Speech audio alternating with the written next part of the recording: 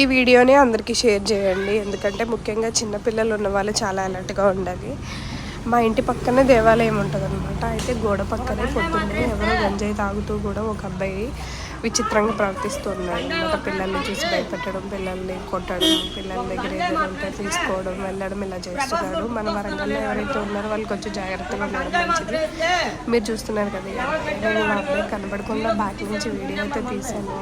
ఎందుకంటే నాకు 2 కిడ్స్ ఉన్నారు కదా, వాళ్ళు అసలు బయట ఆడతారు. వాళ్ళే చెప్పారు ఏదో చూపించి బెదిరిస్తున్నానని చెప్పి. సో అందుకని చెప్పి నేను ఏం చేశానంటే వీడియో అయితే తీసాను అనమాట. దయచేసి పిల్లలు ఉన్న వాళ్ళందరూ కూడా చాలా జాగ్రత్తగా ఉండండి.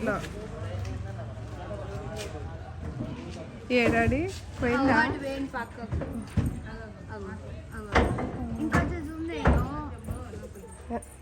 వద్దులే తీసుకో.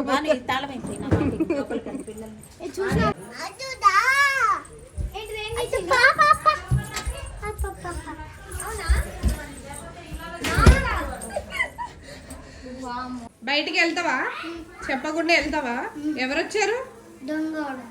తీసుకుపోతాడు.